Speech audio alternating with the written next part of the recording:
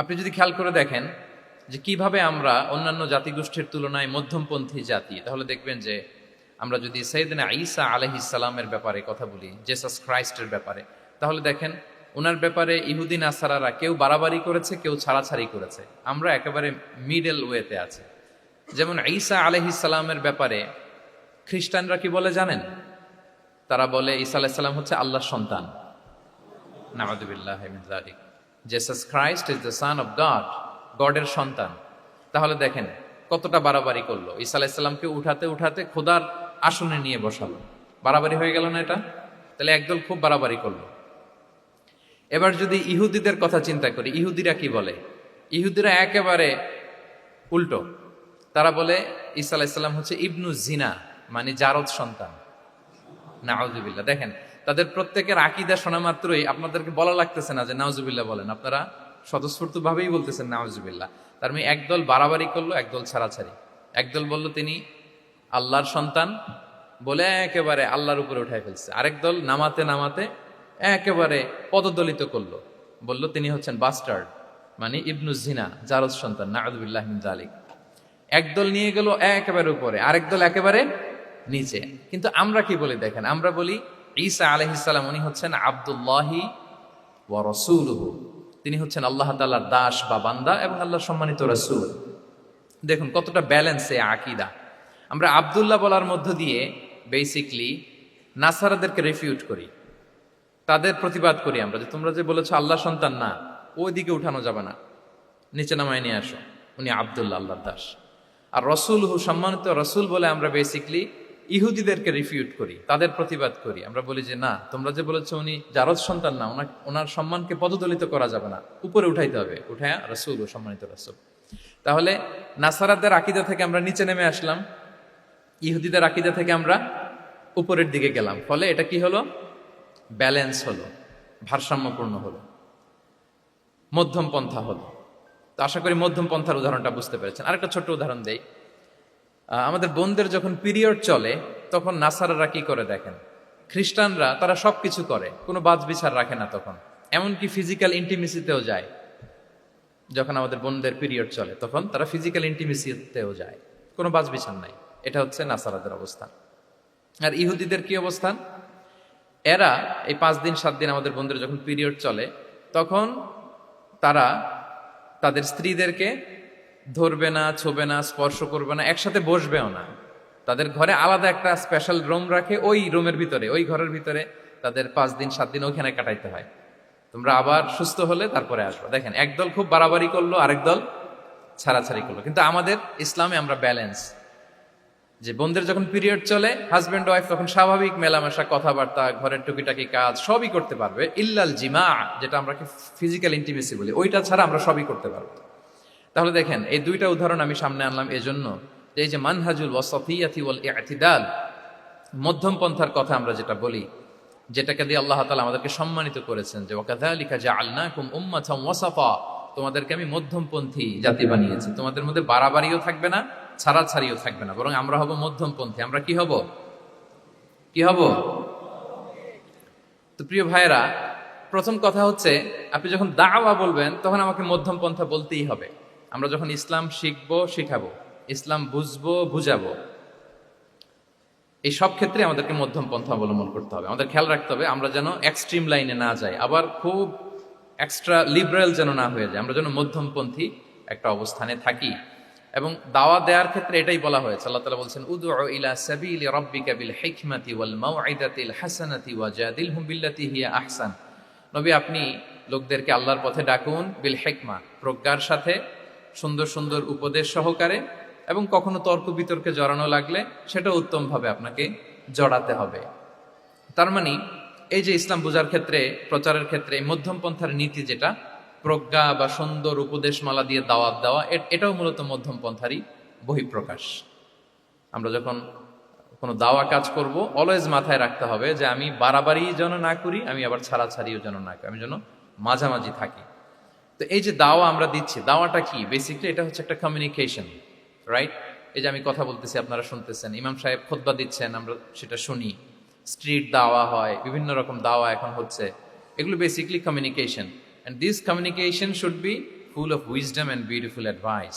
এটাই মূলত আল ওয়াসাতিয়া, মানহাজুল ওয়াসাতিয়া, মধ্যম পন্থা। আমি যে বিশ্ববিদ্যালয় থেকে ব্যাচেলর করেছি ওই বিশ্ববিদ্যালয়ের একটা স্লোগান আছে, মানহাজুল ওয়াসাতিয়াতি ওয়াল ইআতিদাল। ওনারা মধ্যম পন্থার কথা বলে। সো আমি যেহেতু এই বিশ্ববিদ্যালয় আল আজহারের গ্রাজুয়েট, আমি যেখানেই যাই একটু করে আমি এই আল ওয়াসাতিয়ার কথাটা বলি প্রিয় ভাইরা। তো দাওয়া যেহেতু কমিউনিকেশন, আমরা ওরাল দাওয়া দিয়ে থাকি, কিন্তু বেসিকলি ওরাল দাওয়ার চেয়ে যেটা প্র্যাকটিক্যাল দাওয়া, থিওরিটিক্যাল দাওয়ার চেয়ে প্র্যাকটিক্যাল দাওয়াটা এটা বেশি ইফেক্টিভ, বেশি প্রোডাক্টিভ। আমরা যখন তাফসির মাহফিল করি, আমরা খুতবা দেই, আলোচনা করি, এটা থেকে তো মানুষ শিখে। কিন্তু আমি যদি আমার আচরণ দিয়ে কোনো একটা মেসেজ দিতে পারি, ওইটা মানুষের হৃদয়ে বেশি দাগ কাটে, বেশি মনে থাকে, খুব বেশি মনে থাকে। এটার সুযোগ আপনাদের বেশি। যেমন আমি যদি একটা কোরআনের আয়াতের কথা বলি, এটার খুব একটা মূল্যায়ন নাই, কারণ উনি হুজুর মানুষ, উনি তো কোরআনই বলবে। কিন্তু একজন ডক্টর যখন কোরআনের আয়াত বলে, তখন বলে দেখছো মাশাআল্লাহ, একজন ডক্টর, সে চিকিৎসা বিজ্ঞানে এত বড় এক্সপার্টিজের পর আবার কোরআনও জানে। ওই কথা কিন্তু আমিও বলছি, আমার দাম নাই। কিন্তু আপনাদেরকে কত সম্মানের চোখে দেখা হচ্ছে। আবার দেখেন, 5 ওয়াক্ত সালাত আদায় করা জামাতের সাথে, ফরজ সালাতগুলো, এটা তো মানে করতেই হবে, কম্পালসারি। এটা করে তো খুব বেশি ক্রেডিট নেওয়ার কিছু নাই, তো আমরা সবাই পড়ি। কিন্তু একজন ডাক্তার যখন নামাজ পড়ে, খেয়াল করে দেখবেন, একজন ডক্টর যখন চেম্বারে রুগীদেরকে রেখে বলে যে, ওখানে যদি লেখা থাকে যে সালাতের সময় বিরতি থাকবে, বা বলা হয় যে এই ডাক্তার কিন্তু রুগী বসিয়ে রেখে নামাজটা পড়ে এসে আবার রুগী দেখা শুরু করে, এটা সবাই খুব পজিটিভলি নেয়। যে দেখো, এত ব্যস্ততার পরেও চাইলে এই সময় রুগী দেখতে পারতো, কিন্তু উনি নামাজ পড়ে। দেখেন, একই কোরআনের কথা আমিও বললাম, আপনিও বললেন, আপনার মর্যাদা কত বেশি। আমিও জামাতে নামাজ পড়ি, ইমামতি করাই, আর আপনি যে একটু তাড়াতাড়ি করে নামাজটা পড়ে চলে আসেন, এটাতে আপনার এপ্রিসিয়েশন কত বেশি। তো এভাবে আপনাদের কিন্তু দাওয়া কাজ করার সুযোগ অনেক বেশি, কারণ এটা অনেক মানে নোবেল একটা প্রফেশন, মহৎ পেশা। আপনারা জনগণকে সরাসরি সেবা দেওয়ার যে ব্যাপারটা, এটার সুযোগ আছে। যুদ্ধ বিধ্বস্ত আপনি আহতদেরকে সেবা দিতে পারেন, আগুনে পোড়া রোগীদেরকে সেবা দিতে পারেন, দুরারোগ্য ব্যাধি, তার আর যাওয়ার জায়গা নেই, আপনি সেবা দিতে পারতেছেন। যে কোনো রোগ বালাই, যে কোনো পরিস্থিতিতে যখন একজন মানুষ অসুস্থ হয়, তখন আপনি সেবা দিচ্ছেন, তখন তার মনটা কিন্তু খুব নরম থাকে, তার মধ্যে একটা অসহায়ত্ব কাজ করে। ওই একটা অসহায় মানুষ, তার মনটা খুব নরম, ওই রকম একটা সিচুয়েশনে তারা আপনাদের দ্বারস্থ হয়। ফলে আপনাদের কিন্তু দাওয়া কাজ করার সুযোগ অনেক বেশি, এবং সেক্ষেত্রে ওরাল দাওয়ার চেয়ে আপনার যে প্র্যাকটিক্যাল দাওয়া, এটার ইফেক্ট অনেক বেশি। মানে আপনার চলনে বলনে, আপনার কথনে কথায়, আপনার ব্যক্তিত্বে, পার্সোনালিটিতে, এটার মাধ্যমে যে দাওয়া ফুটে ওঠে, ওইটা বেশি ইফেক্টিভ। নিজের আচরণ দিয়ে যে মেসেজটা দেওয়া যায়, এটা সবচেয়ে ইফেক্টিভ। আপনার লেনদেন, আপনার ডিলিংস কেমন, আপনি মানুষ হিসেবে কেমন, এটা সবচেয়ে পাওয়ারফুল দাওয়া। উমরে ফারুক রাদিয়াল্লাহু তাআলা আনহু, উনি ওনার ছাত্রদেরকে প্রায় বলতেন, উমরে ফারুক রাদিয়াল্লাহু তাআলা, উনি বলতেন যে কুনু দুআতান ইলাল্লাহি ওয়া আনতুম সামিতুন, যে তোমরা আল্লাহর রাস্তায় দাওয়াতি কাজে বের হয়ে যাও এমন অবস্থায় যে তোমরা চুপচাপ। তো ছাত্ররা বলতো, দাওয়াতি কাজও করতে বলতেছেন, আবার চুপচাপও থাকতে বলতেছেন, এটা আবার কিভাবে দাওয়াত দিব? তো উমর ফারুক রাদিয়াল্লাহু তাআলা আনহু বলতেন, বি আখলাকিকুম, তোমাদের আখলাক দিয়ে দাওয়াত দাও। আখলাক দিয়ে দাওয়াত দেওয়া যায় না? বলেন তো, আখলাক দিয়ে দাওয়াত দেওয়া যায় কি যায় না? যায়। এই আখলাক দিয়ে যে দাওয়াত, এটা অনেক পাওয়ারফুল। 10টা তাফসির মাহফিল করে আমি এটা করতে পারবো না। আপনি আপনার আখলাক দিয়ে, আপনার ব্যক্তিত্ব দিয়ে, আপনার লেনদেন, হ্যাঁ, এগুলো দিয়ে আপনি যে দাওয়াটা দিতে পারবেন, অন্য অনেক কিছু দিয়ে সেটা হবে না। এজন্য ওমরে ফারুক বলতেন, কুনু দুআতান ইলাল্লাহি ওয়া আনতুম সামিতুন, আল্লাহ রাস্তায় দায়ী হয়ে বের হও, কিন্তু চুপচাপ। কিভাবে? বলে বি আখলাকিকুম, তোমাদের আখলাক দিয়ে। এটা বেশি পাওয়ারফুল। এবং রাসূল সাল্লাল্লাহু আলাইহি ওয়াসাল্লামের ব্যাপারে যখন জিজ্ঞেস করা হতো আম্মাজান আয়েশা রাদিয়াল্লাহু তাআলা আনহাকে, যে রাসূল সাল্লাল্লাহু আলাইহি ওয়াসাল্লামের আচরণ কেমন ছিল, তখন আম্মাজান আয়েশা বলতেন যে কানা খুলুকুহু আল কোরআন, কোরআনই ছিল রাসূল সাল্লাল্লাহু আলাইহি ওয়াসাল্লামের চরিত্র। পুরো কোরআনে 30 পারায় থিওরিটিক্যালি যা বলা আছে, রাসূল সাল্লাল্লাহু আলাইহি ওয়াসাল্লামের জীবনীতে প্র্যাকটিক্যালি সেটা দেখানো আছে। তো আম্মাজান আয়েশা বলতেন, কানা খুলুকুহু আল কোরআন, রাসূল সাল্লাল্লাহু আলাইহি ওয়াসাল্লামের চরিত্র ছিল কোরআন। ইনদামা রাসূলুল্লাহ সাল্লাল্লাহু আলাইহি ওয়াসাল্লাম ইয়ামশি আলাল আরদ কাআন্নাল কোরআনা ইয়ামশি আলাইহি, রাসূল সাল্লাল্লাহু আলাইহি ওয়াসাল্লাম যখন মদিনার রাস্তা দিয়ে হেঁটে যেতেন, as if a living Quran is walking on the street, মনে হতো একটা জীবন্ত কোরআন রাস্তা দিয়ে হেঁটে হেঁটে যাচ্ছে। তো তাহলে we should try to be a living দাঈ, জীবন্ত দাঈ, প্র্যাকটিক্যাল দাঈ। এটা যদি আমরা হইতে পারি, তাহলে অনেক বেশি ইম্প্যাক্ট করা যাবে সোসাইটিতে, অনেক ইনফ্লুয়েন্স করা যাবে। যেটা বললাম যে আমাদের সততা, আচরণ, ব্যক্তিত্ব, পার্সোনালিটি, এগুলো দিয়ে আমরা যে দাওয়াটা দিতে পারি, ওরাল দাওয়া, বক্তব্য দিয়ে এটা অনেক সময় সম্ভব হয় না, এবং ডাক্তারদের জন্য এটা অনেক বড় একটা সুযোগ। তাহলে ইন্ট্রোডাক্টরি ডিসকাশনে আমি দুটা বিষয়ে কথা বললাম। এক হচ্ছে আমাদেরকে মধ্যমপন্থী হইতে হবে, মানহাজুল ওয়াসাতিয়া ওয়াল ইআতিদাল, এক নম্বর। দুই নম্বর হচ্ছে লিভিং দায়ী হওয়ার চেষ্টা করতে হবে, এটা বেশি প্রোডাক্টিভ অ্যান্ড ইফেক্টিভ। বুঝতে পেরেছেন সবাই? মাশাআল্লাহ।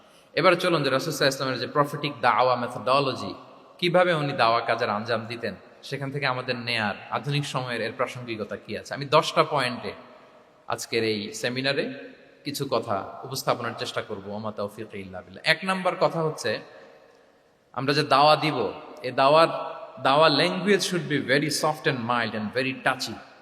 দাওয়া ল্যাঙ্গুয়েজ হইতে হবে ভেরি সফট।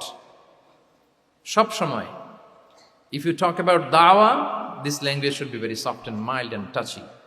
দাওয়ার কথা বললে হয়তো আপনি পলিটিক্স করেন, ওইটা আলাদা কথা। আপনি জেহাদের ময়দানে, ওইটা আলাদা কথা। আমি জেহাদ পলিটিক্স নিয়ে কথা বলতেছি না, আই এম টকিং অ্যাবাউট দাওয়া।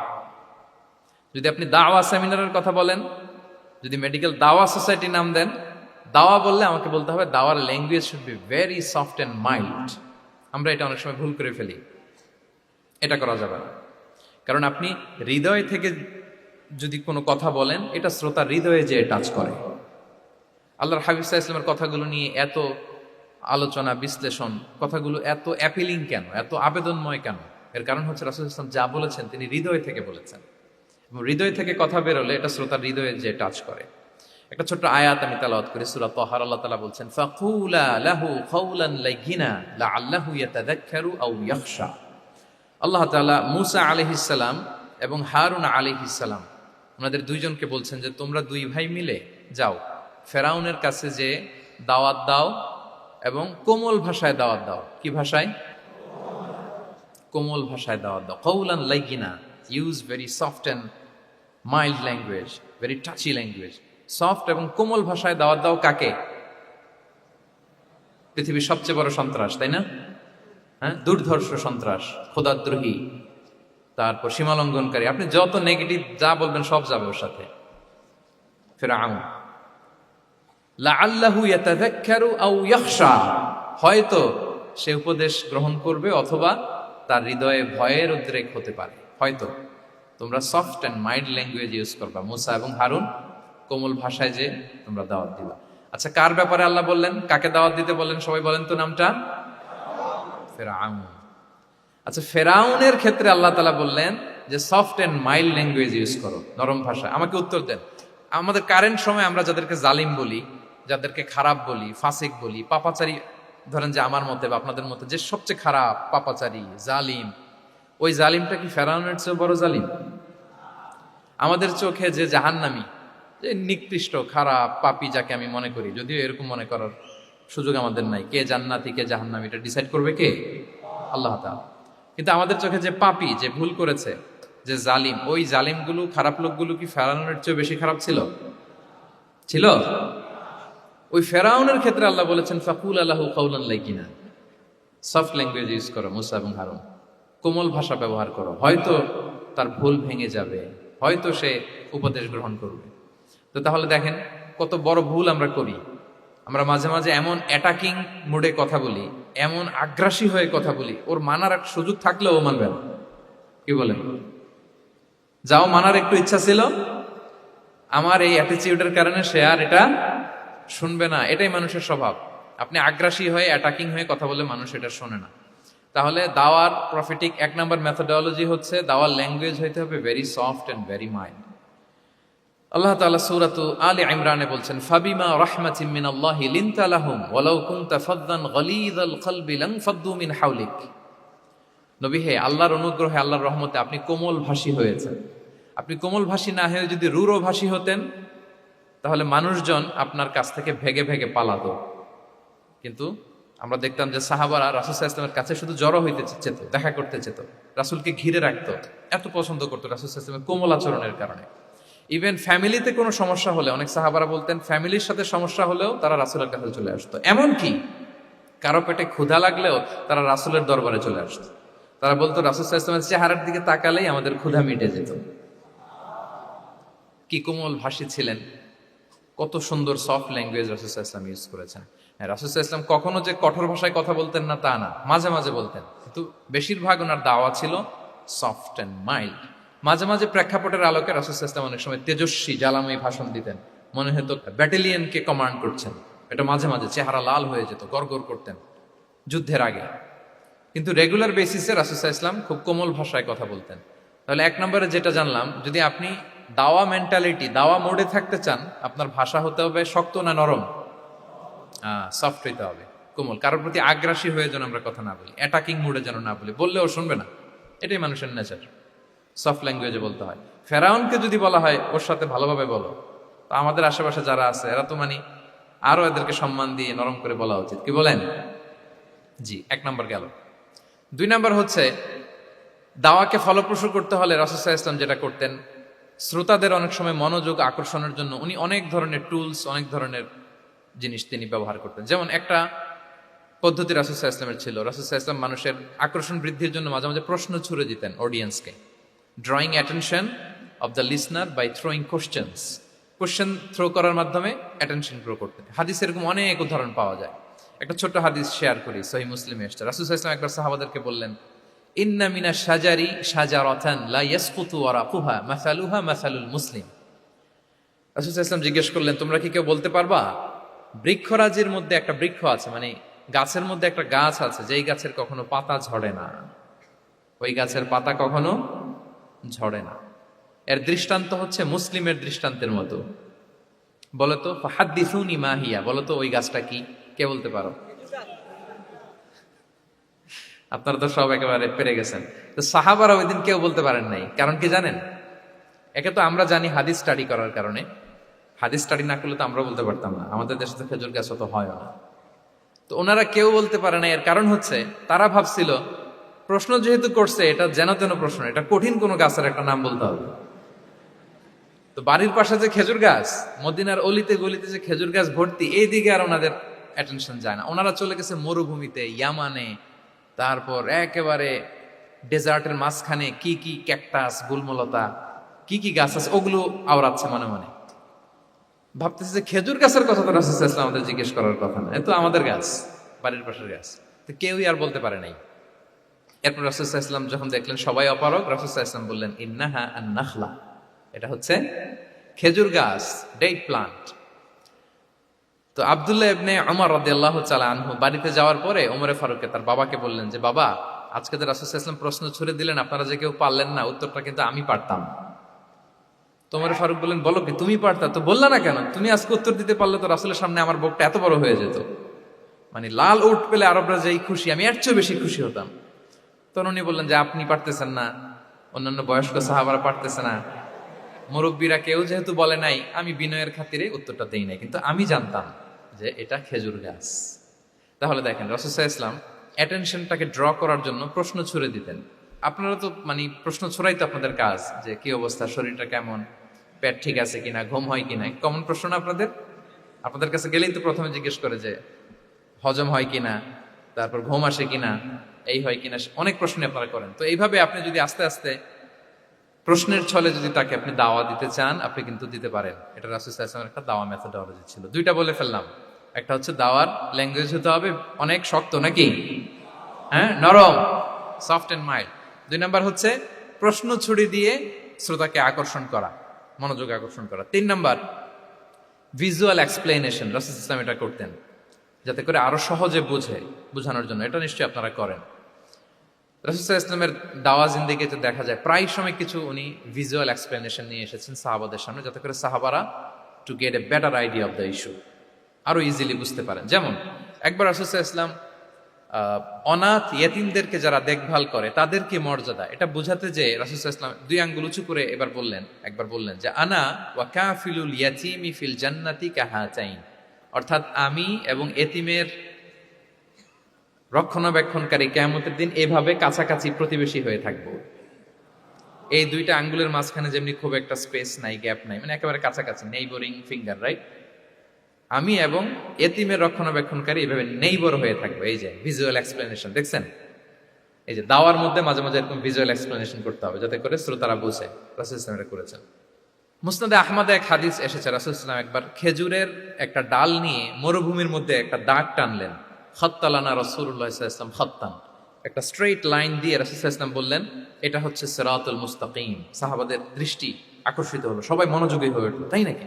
এটা সিরাতুল মুস্তাকিম, যে দোয়া আমরা প্রতিদিন করি, ইহদিনাস সিরাতাল মুস্তাকিম। খেজুরের ডাল দিয়ে স্ট্রেইট লাইন কেটে বললেন, এটা হচ্ছে সিরাতুল মুস্তাকিম। এবার ওই খেজুরের ডাল দিয়ে ডানে বায়ে অনেকগুলো ছোট ছোট দাগ কাটলেন আর বললেন, হ্যাঁ দিহি সুবুলুশ শায়তান, এগুলো হচ্ছে শয়তানের রাস্তা, এটা হচ্ছে মুস্তাকিম সোজা রাস্তা যেটা জান্নাতে যায়। আর ডানে বায়ে অনেকগুলো দাগ কাটলেন, ডেকে বললেন, এই প্রতিটি রাস্তায় একটা করে শয়তান বসে থাকে আর সে তোমাদেরকে টেম্পটেশন দিতে থাকে, প্রভোকেশন করতে থাকে, ধোকা দিতে থাকে, ওয়াসওয়াসা দিতে থাকে। ডানে বায়ে না তাকিয়ে এই সিরাতুল মুস্তাকিমের পথেই অবিচল থাকতে হবে। তাহলে দেখেন, মরুভূমির মাঝখানে তখন তো আর ওই যে এলইডি প্রজেক্টর থাকলে হয়তো রাসূল সাল্লাল্লাহু আলাইহি ওয়াসাল্লাম ওইটাই ব্যবহার করতেন, আমরা এটা এখন করতে পারি বোঝানোর জন্য। রাসূল সাল্লাল্লাহু আলাইহি ওয়াসাল্লাম খেজুরের ডাল দিয়ে মরুভূমির মধ্যে দাগ কেটে সাহাবীদেরকে এই ভিজুয়াল এক্সপ্লেনেশন দিলেন এবং সাহাবারা খুব সহজে বুঝতে পারলেন যে কোনটা সিরাতুল মুস্তাকিম, কোনটা সিরাতুশ শাইতান। এভাবে রাসূল সাল্লাল্লাহু আলাইহি ওয়াসাল্লাম ভিজুয়াল এক্সপ্লেনেশন ইউজ করতেন। আমরা বিশ্বাসীরা যে ভাই ভাই, মুমিনরা যে ভাই ভাই, আমাদের সম্পর্ক যে কত সুদৃঢ় মজবুত, এটা বোঝাতে যে একবার রাসূল সাল্লাল্লাহু আলাইহি ওয়াসাল্লাম বললেন, আল মুমিনু লিল মুমিনি কাল বুনিয়ান। বিশ্বাসীরা তাদের সম্পর্ক হচ্ছে কাল বুনিয়ান, একটা সুদৃঢ় প্রাচীরের মতো, সীসা ঢালা প্রাচীরের মতো। ইয়াশুদ্দু বা'দুহু বা'দা, যেটার এক পাশ আরেক পাশকে মজবুত করে। Strengthening one part the others, এক পার্ট আরেক পার্টকে মজবুত করে। যেমন এই বিল্ডিং, এদিকে ভেঙে ফেললে এটা নড়বড়ে হয়ে যাবে। তিনি বুঝালেন যে সুদৃঢ় প্রাচীরের মতো হচ্ছে বিশ্বাসীদের সম্পর্ক। এটা বলে ওয়াসাব্বাকা বাইনা আসাবিহি, মানে ডান হাতের আঙ্গুলগুলো বা হাতের ভেতরে ভেবে ঢুকিয়ে দিলেন, বললেন যে এরকম মজবুত। সুবহানাল্লাহ। এই যে এই হাতের আঙ্গুলগুলো এই হাতে ঢুকিয়ে এরকম চাপ দিলে খুব শক্ত হয় না, মজবুত হয় না? রাসূল সাল্লাল্লাহু আলাইহি ওয়াসাল্লাম বললেন, আমাদের বন্ধন হচ্ছে এরকম সুদৃঢ় মজবুত, সুদৃঢ় সীসা ঢালা প্রাচীরের মতো। আল্লাহু আকবার। তাহলে এই যে ভিজুয়াল এক্সপ্লেনেশন, রাসূল সাল্লাল্লাহু আলাইহি ওয়াসাল্লাম বুঝানোর জন্য এই যে এরকম দাগ কাটা, কখনো এইভাবে, হাদিসে এরকম অনেক পাওয়া যায়। আমি অল্প কয়েকটা, সময়ের টাইম কনস্ট্রেন্টের কারণে অল্প কয়েকটা নিয়ে আসলাম। তাহলে এটা রাসূল সাল্লাল্লাহু আলাইহি ওয়াসাল্লামের একটা দাওয়া মেথোডোলজি ছিল, বোঝানোর জন্য কত ইজিয়েস্ট ওয়েতে তিনি অডিয়েন্সের কাছে পৌঁছাতে পারেন, তিনি প্রয়োজনে ভিজুয়াল এক্সপ্লেনেশনের সহায়তা নিতেন। কয়টা গেল মেথোডোলজি? 3টা। 4 নাম্বার হচ্ছে গ্রাজুয়ালিটি, ধীরে ধীরে ধাপে ধাপে দাওয়া পরিচালনা করা, দাওয়া কাজ করা। এটাতে অনেক সময় আমরা ভুল করে ফেলি। আমরা অনেক সময় একটু রাশিং মেন্টালিটিতে থাকি, তাড়াহুড়ো। একজন ভাই নতুন দিনে ফিরছে, আগে হয়তো সংশয়বাদী ছিল, নাস্তিক ছিল, প্র্যাকটিস করতো না, এখন সে প্র্যাকটিসের ইচ্ছা করছে। এই সুযোগ পেয়ে আমি তারে বলা শুরু করলাম, নামাজ পড়তে হবে, রোজা রাখতে হবে, জাকাত দিতে হবে, তোমার ওয়াইফের পর্দা করাইতে হবে, হালাল হারাম ও কয়েক ছাড়ছে, আমার সম্ভব না। ও বলবে, ভাই আগে যাচ্ছিলাম ওইটাই ভালো ছিল, এতগুলো তো আমি মানতে পারবো না। তো এই যে আপনি তাকে দিন থেকে ভাগালেন, আপনার দাওয়া মেথোডোলজি জানা না থাকার কারণে আপনি তাকে ভাগালেন। একসাথে আপনি এত কথা বলবেন না। নতুন যখন কেউ দিনে ফিরে, তাকে আপনি একসাথে এত কথা বলবেন না। নতুন যখন কোনো বোন ইসলামে আসতে চায়, তাকে আপনি কঠিন করে বলবেন না। উপরে আমাদের বোনরা আছে, তাদেরকেও আমি বলবো, সহজ করে বলেন। প্রথমে নামাজের কথা বলেন, নামাজ আস্তে আস্তে পড়ুক, যতটুকু পারুক। প্রথমে হয়তো 5 ওয়াক্ত পারবে না, 1 ওয়াক্ত 2 ওয়াক্ত দিয়ে শুরু করবে, এরপর আস্তে আস্তে 5 ওয়াক্ত যাবে। এরপর তাকে একটু শালীন পোশাকের কথা বলেন, যে তুমি একটু শালীন পোশাক পরো, সেফটি সিকিউরিটির জন্য ভালো। সেটাতে অভ্যস্ত হলে তাকে হেজাবের দাওয়াত দিবেন আপনি, হেজাবে অভ্যস্ত হলে নেকাবের দাওয়াত দিবেন আপনি। এইভাবে গ্রাজুয়ালিটি, ধাপে ধাপে, একসাথেই কঠিন করে দিনকে উপস্থাপন করা যাবে না। দাওয়া is a gradual process, gradually যাইতে হবে। Beginning with the most important issue first, তারপর যেটা ইম্পর্টেন্ট, তারপর যেটা ইম্পর্টেন্ট, ধাপে ধাপে আপনি তাকে বলবেন। আপনারা নিশ্চয়ই সবাই মদ হারাম হওয়ার যে স্টেপগুলো আছে জানেন না? কয়বারে হারাম হয়েছে? 3 বারে। ওয়াসআলুনাকা আনিল খামরি ওয়াল মাইসির কুল ফীহিমা ইসমুন কাবীরু ওয়া মানাফিউ লিন-নাস ওয়া ইসমুহুমা আকবারু মিন নাফিহিমা। প্রথমে বললেন মদে কিছু উপকার আছে, কিন্তু এটার গুনাহ বেশি, ক্ষতি বেশি, কিন্তু সামান্য উপকার আছে। তো মানুষ সচেতন হয়ে গেল যে না, এটা কিন্তু গুনাহ আছে, ক্ষতি আছে, সাবধান হইতে হবে। মদ খাওয়া কমায় দিল। আচ্ছা, এরপর বলা হলো ওয়ালা তাকরাবুস সালাতা ওয়া আনতুম সুকারা, মাতাল হয়ে মদ খাওয়া অবস্থায় নামাজে যেও না। কারণ কোন এক সাহাবী নামাজে এমন ভাবে তেলাওয়াত করলেন, অর্থ চেঞ্জ হয়ে গেল। ফলে দিনে 5 বার মদ খাওয়া যাবে না। এই আয়াত দিয়ে তো তাই বোঝা যায়, তাই না? 5 বারের জন্য যখন সাবধান হয়ে গেল, আরো তারা অভ্যস্ত হয়ে গেল। এরপরে নাজিল হলো ইন্নামাল খামরু ওয়াল মাইসিরু ওয়াল আনসাবু ওয়াল আজলামু রিজসুম মিন আমালি শাইতানি ফাজতানিবুহু। মদ, জুয়া, ভাগ্যলিপি এগুলো শয়তানের কাজ, এগুলো থেকে বেঁচে থাকো। সবাই মদিনার ঘরের ভেতরে মদের বোতল যেগুলো ছিল ভেঙে সব রাস্তায় মদ দিয়ে মদিনার অলিগলি সয়লাম। সুবহানাল্লাহ, কারো কষ্ট হয়নি, কারণ ধাপে ধাপে মদকে হারাম করা হয়েছে। কেউ যদি চেইন স্মোকার থাকে, আপনি যদি বলেন যে স্মোকিং হারাম, কালকে থেকে একটাও খেতে পারবে না, ও পারবে? ও তো মারা যাবে। ও সব বাদ দিতে পারবে, স্মোকিং বাদ দিতে পারবে না। তো কি করবেন? তাকে আপনি অল্প অল্প করে, যে একটু একটু করে ছাড়ো। এই যে রমজান আসতেছে, সারাদিন তো করতেই পারবে না, রাতে দুই তিনটা করে খাইও, বেশি খাইও না। না মানে ছাড়ানোর জন্য বলতেছে আর কি। যে 10টা খায় তারা যদি আপনি 2টা খাইতে বলেন, এটা তো আপনি দাওয়াই দিলেন নাকি, কমাইতে বললেন। তো সিগারেটের প্রতি তার উৎসাহিত করতেছি না আমরা। চেইন স্মোকার ও 10টা ছাড়া হয় না প্রতিদিন। তো এই রমজানে আপনি তারা বললেন যে সারাদিন তো তুমি না খেয়ে থাকবা, রাতে 1টা 2টা বা 3টা গেল। প্রথম দশকে 3টা, এরপরের দশকে 2টা, তারপরের দশকে 1টা। যে 1টা খায় তারপরের দিন তো সে চাইলে ছেড়েও দিতে পারে, কি বলেন? এইভাবে গ্রাজুয়ালি তাকে ছাড়ানোর জন্য অভ্যস্ত করতে হবে। তাহলে এই গ্রাজুয়ালিটিটা দরকার। আমি হাদিস থেকে, সিরাত থেকে একটা উদাহরণ দেই, শুনুন। রাসূল সাল্লাল্লাহু আলাইহি ওয়াসাল্লাম মুআয ইবনে জাবাল রাদিয়াল্লাহু তাআলা আনহুকে ইয়ামানের গভর্নর করে পাঠালেন। তো তখন তাকে বললেন যে, মুআয, ইন্নাকা তাআতি কওমান মিন আহলিল কিতাব, তোমাকে এমন একটা এলাকার গভর্নর করে পাঠাচ্ছি, তারা কিন্তু আহলি কিতাব, মানে people of the books, Jews and Christian community, তারা ইহুদি খ্রিস্টান। সো তাদেরকে যখন দাওয়াত দিবা, ধাপে ধাপে দিবা। কিভাবে দিবা? তিনি বললেন, ফাদউহুম ইলা শাহাদাতি আন লা ইলাহা ইল্লাল্লাহ ওয়া আন্না মুহাম্মাদুর রাসূলুল্লাহ। প্রথমে দাওয়াত দিবা তাওহীদ আর রিসালাতের। আওয়াজ করে বলেন, প্রথমে কিসের? তাওহীদ এবং রিসালাতের। আচ্ছা, ফাইনহুম আতাউ লিযালিক, তারা যখন এটা মেনে নেয়। আরবিটা খেয়াল করেছেন অর্থটা? ফাইনহুম আতাউ লিযালিক, তাওহীদ রিসালাত যদি মেনে নেয়, তাহলে তাদেরকে 5 ওয়াক্ত নামাজের দাওয়াত দিও। 5 ওয়াক্ত নামাজে যখন তারা অভ্যস্ত হয়ে যায়, ফাইনহুম আতাউ লিযালিক, যখন তারা এটাও মেনে নেয়, তখন তাদেরকে যাকাতের আদেশ করো।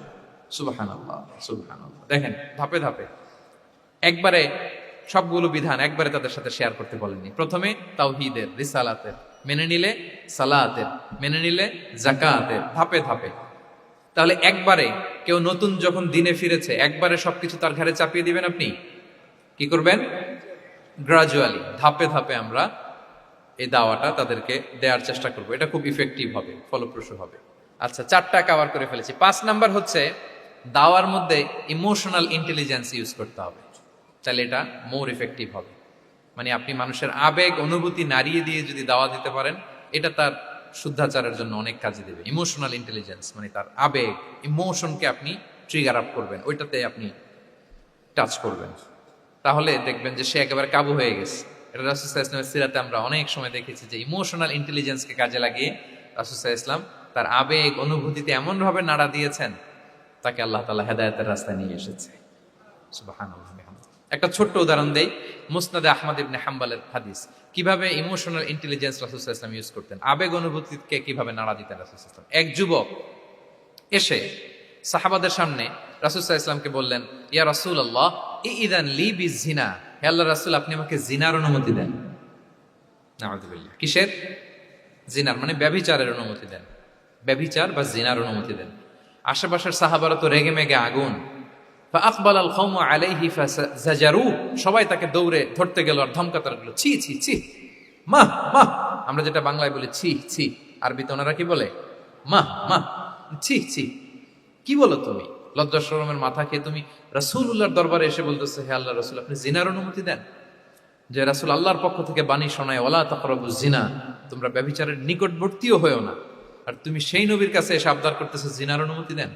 তারা যখন তেরে আসলো এই যুবকের দিকে, রাসূল সাল্লাল্লাহু আলাইহি ওয়াসাল্লাম তাদেরকে থামালেন, বললেন যে তোমরা থামো, যুবককে ডেকে আনো আমার কাছে। যুবককে নিয়ে আসা হলো। রাসূল সাল্লাল্লাহু আলাইহি ওয়াসাল্লাম তাকে পরম আদরে কাছে টেনে নিলেন। এবার তাকে জিজ্ঞেস করলেন, তুমি জিনার অনুমতি চাও না? বলে যে, ইয়া রাসূলুল্লাহ, জি, জিনার অনুমতি চাই। তখন রাসূল সাল্লাল্লাহু আলাইহি ওয়াসাল্লাম বললেন, তুমি আমাকে উত্তর দাও তো, তুমি বলো তো যে আতুহিব্বুহু লি উম্মিক, তুমি কি পছন্দ করবে যে কোনো পরপুরুষ তোমার মায়ের সাথে এই জিনাটা করুক?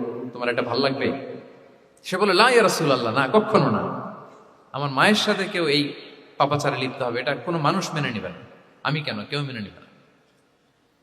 তারপর রাসূল সাল্লাল্লাহু আলাইহি ওয়াসাল্লাম তাকে বললেন, আতুহিব্বুহু লিবনাতিক, তুমি তোমার কলিজার টুকরা সন্তান, কন্যা সন্তানের সাথে, তোমার কন্যার সাথে কেউ এই পাপ কাজটা করুক, এটা তুমি মেনে নিবে? এটা তুমি পছন্দ করো?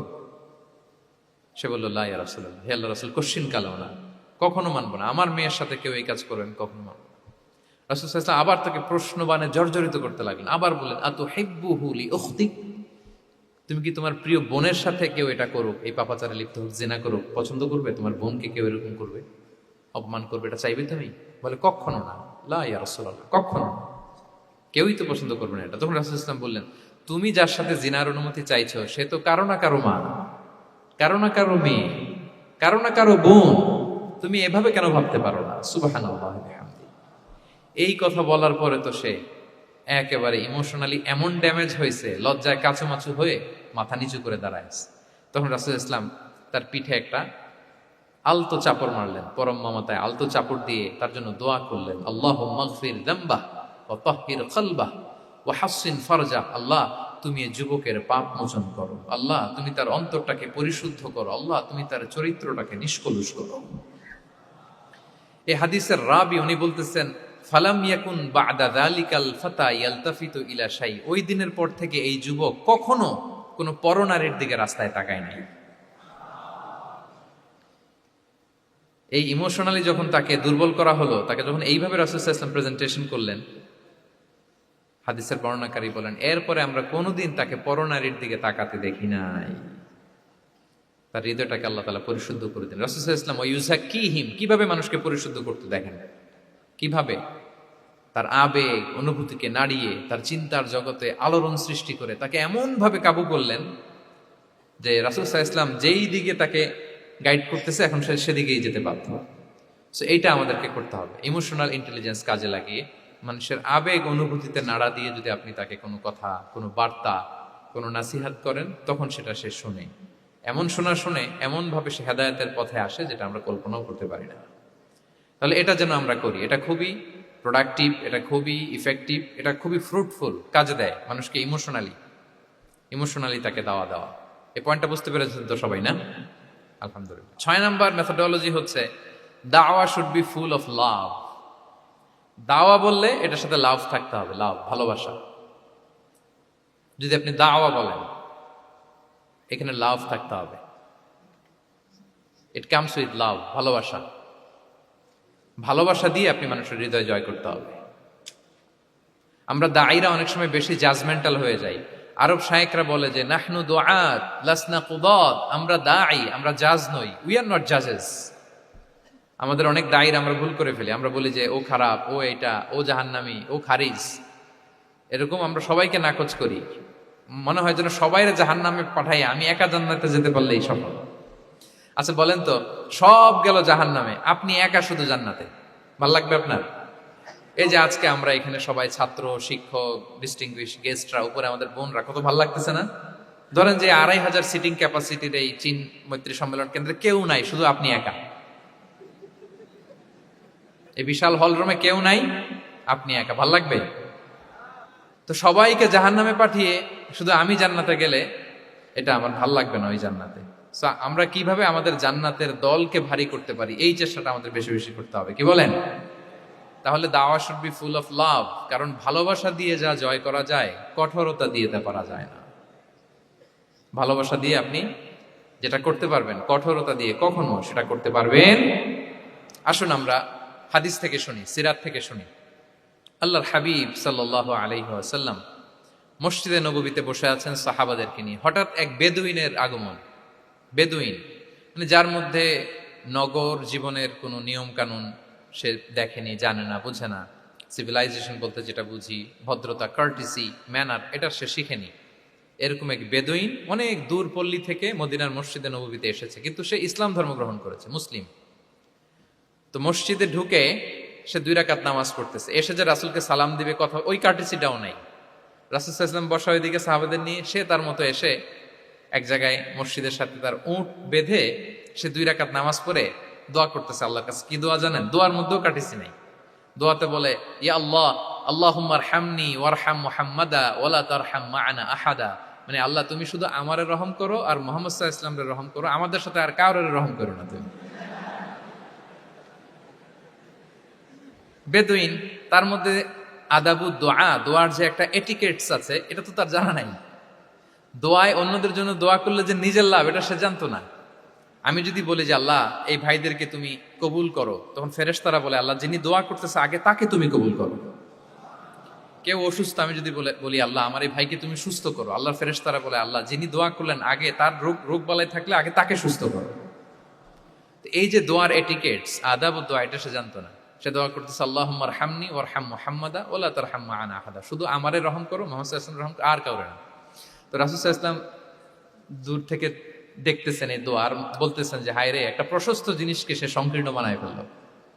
আল্লাহর কাছে কি রহমের কোনো কমতি বা ঘাটতি আছে? নাই। সে তো দোয়াতে সবাইকে ইনক্লুড করতে পারত। তো রাহমাতাল লিল আলামিন আল্লাহর হাবিব সাল্লাল্লাহু আলাইহি ওয়াসাল্লাম তিনি বুঝতে পেরেছেন যে এই লোকটা আসলে বেদুইন, তার মধ্যে ওই কার্টিসি নাই। তো তিনি ফলো করতে লাগলেন যে দেখি লোকটা কি করে। তো লোকটা দোয়া টোয়া করেই এবার যে মসজিদের এক কর্নারে বসে ওখানেই পেশাব করা শুরু করলো।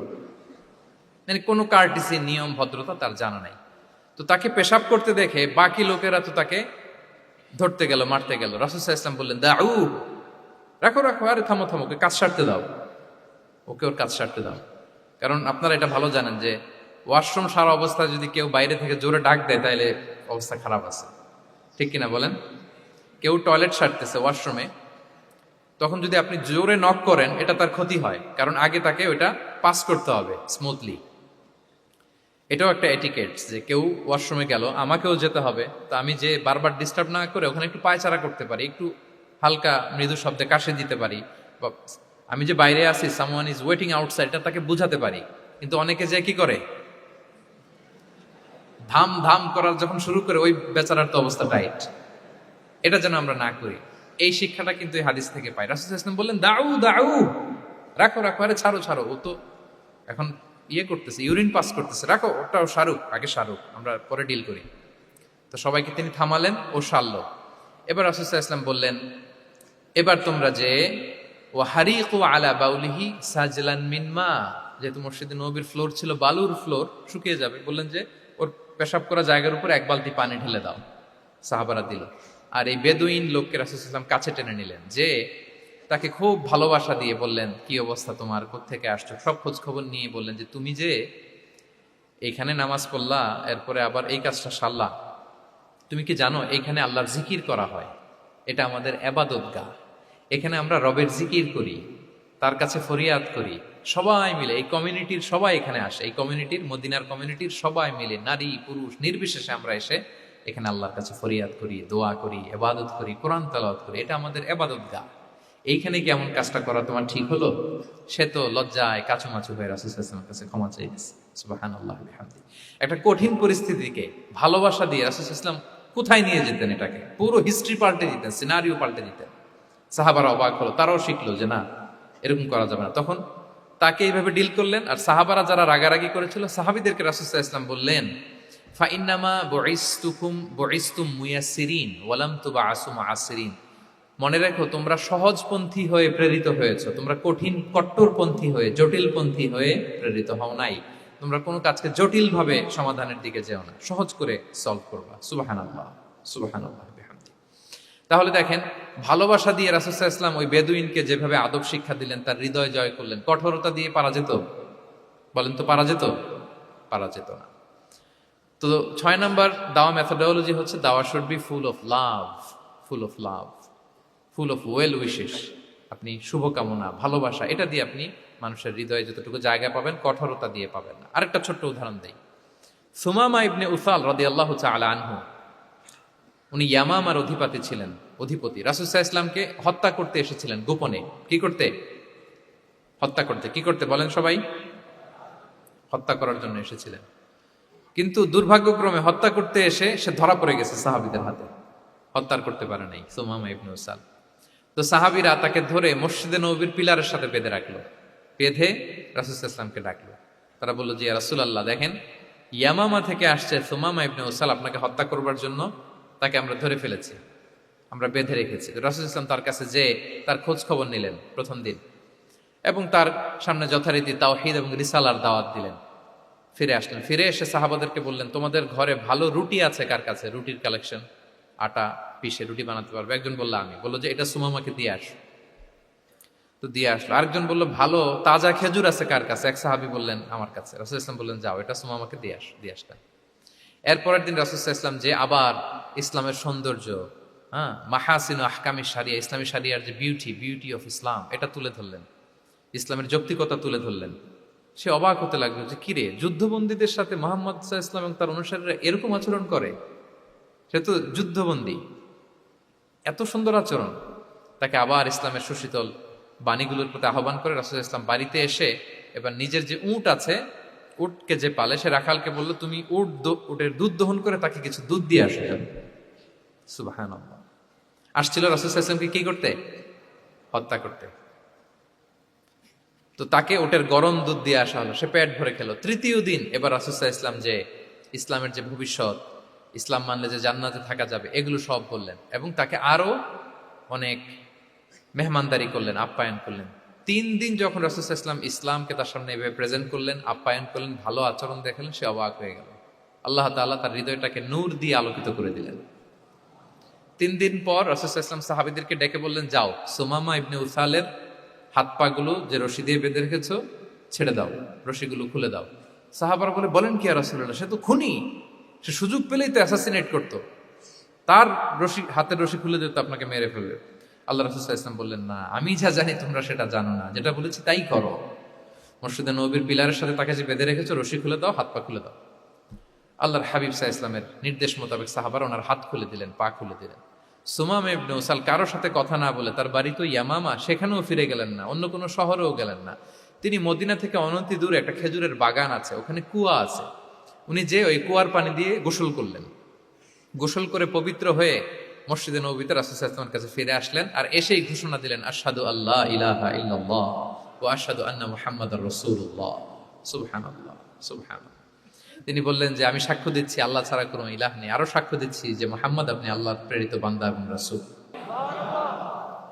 এবার তিনি বললেন, মুহাম্মদ, আপনার চেহারার চাইতে অপছন্দের চেহারা পৃথিবীতে আর দ্বিতীয়টা আমার কাছে ছিল না, কিন্তু আজকের পর থেকে আপনার চেয়ে প্রিয় চেহারা, আপনার চেহারার চেয়ে প্রিয় কোনো চেহারা আমার কাছে আর নাই। ইসলামের চেয়ে অপছন্দনীয় ধর্ম আমার কাছে আর ছিল না, কিন্তু আজ থেকে ইসলামের চেয়ে পছন্দনীয় কোনো ধর্ম আমার কাছে নাই। মদিনার চেয়ে অপছন্দের শহর আমার কাছে ছিল না, তো আজ থেকে মদিনার চেয়ে কোনো প্রিয় শহর আমার কাছে নাই। সুবহানাল্লাহ। উনি গমের বড় ডিলার ছিলেন, গম ব্যবসা করতেন। উনার থেকে গম নিয়ে মক্কায় মুশরিকরা চলতো। তিনি ঘোষণা দিলেন, আজকে থেকে আমার এলাকার কোনো গম মক্কায় যাবে না। এবার মক্কাবাসী পড়ছে বিপদে, গম ছাড়া তো তারা খেতেও পারবে না। তারা আল্লাহর হাবিব সাল্লাল্লাহু আলাইহি ওয়াসাল্লামের কাছে চিঠি লিখে পাঠালেন যে, মুহাম্মদ, তোমার এই যে নতুন অনুসারী, সে যদি গম না দেয় আমাদের তো অবস্থা খারাপ, তুমি দয়া করে এই গমের সাপ্লাই আবার যাতে সে চালু করে তুমি একটু বলে দাও। আল্লাহর হাবিব সাল্লাল্লাহু আলাইহি ওয়াসাল্লাম আবার সুমামা ইবনে উসালকে বলে দিলেন, আবার সে সাপ্লাই চালু করলো। সুবহানাল্লাহ বিহামদি। এবং তিনি প্রথম তালবিয়া পাঠ করে উমরা করেছিলেন। তাহলে দেখেন, আসলো খুনি হয়ে, আসলো কি হয়ে? খুনি হয়ে, আর ফিরে গেল নবী প্রেমিক হয়ে। সুবহানাল্লাহ। এটা কিভাবে সম্ভব হয়েছে? রাসূল সাল্লাল্লাহু আলাইহি ওয়াসাল্লামের উদারতা, ভালোবাসা। তাহলে আপনি যদি দাওয়ার কথা বলেন আমাকে, দাওয়া should be full of love. কারণ ভালোবাসা দিয়ে যা জয় করা যায়, কঠোরতা দিয়ে সেটা পারা যায়। 7 নাম্বার হচ্ছে, 7 নাম্বার, রাসূল সাল্লাল্লাহু আলাইহি ওয়াসাল্লাম যদি কাউকে কারেকশন করতে চাইতেন, কখনো তাকে অপমান করতেন না, অন্যের সামনে তার নাম নিতেন না, নাম না নিয়ে তাকে শুধরে দিতেন। এটা দাওয়ার আর একটা মেথডোলজি। কেউ কোনো ভুল কাজ করলে তার নাম ধরে অন্যের সামনে লজ্জিত করতেন না। আমরা কিন্তু অনেক সময় করি না, অন্যের সামনে মানুষকে কারেক্ট করি, এটা ঠিক না। The way he use to correct others, আপনি যদি সিরাতের দিকে তাকান, সুবহানাল্লাহ, কিভাবে উনি অন্যকে কারেকশন দিতেন, নাম উল্লেখ করতেন না। আমরা এটা অনেক ভুল করি। আমি এই জন্য খুব দুঃখিত এবং লজ্জিত। আমাদের দাওয়া অঙ্গনে আপনি ইউটিউব খুললে দেখবেন যে অনেক দায়ীরা, এক দায়ী আরেক দায়ীকে তুচ্ছতাচ্ছিল্য করছে, তার নাম নিয়ে তাকে ছোট করা, তাকে খারিজ করা, তাকে নাকচ করা, সে জাহান্নামী, সে কাফের, সব ইসলামের ঠিকাদারি উনি একা নিজে নিয়ে বসে আছে, আর বাকি যা আছে সব খারিজ। এইটা রাসূল সাল্লাল্লাহু আলাইহি ওয়াসাল্লামের দাওয়ার সাথে যায় না। বরং কেউ যদি কোনো ভুল কিছু বলে, ভুল করে, আপনি যদি মনে করেন যে না, তার এটা ভুল, আমারটা সঠিক, তো আপনার নিয়ম হচ্ছে আপনি সঠিকটা প্রচার করা। তাহলে কেউ যদি ভুল করে থাকে, তারও টনেক নড়বে, বাকিরাও সঠিকটা জেনে যাবে। এটা হচ্ছে রাসূল সাল্লাল্লাহু আলাইহি ওয়াসাল্লামের দাওয়া মেথডোলজি। তিনি কখনো কারো নাম ধরে অন্যের সামনে, মানুষের সামনে তাকে লজ্জা দিতেন না, তাকে কারেক্ট করতে যেতেন না। এটা ছিল রাসূল সাল্লাল্লাহু আলাইহি ওয়াসাল্লামের বৈশিষ্ট্য। আসুন আমরা সিরাত থেকে দেখি, হাদিস থেকে দেখি। আল্লাহর হাবিব সাল্লাল্লাহু আলাইহি ওয়াসাল্লাম উনি রাতে দিনে কি কি আমল করতেন, গোপন আমল, এগুলো জানার জন্য তিনজন সাহাবী রাসূল সাল্লাল্লাহু আলাইহি ওয়াসাল্লামের স্ত্রীদের কাছে গেলেন। যে জিজ্ঞেস করলেন যে আপনারা আমাদেরকে বলুন যে রাসূল সাল্লাল্লাহু আলাইহি ওয়াসাল্লাম রাতে কি আমল করে, দুপুরে কি আমল করে, বিকেলে কি আমল করে।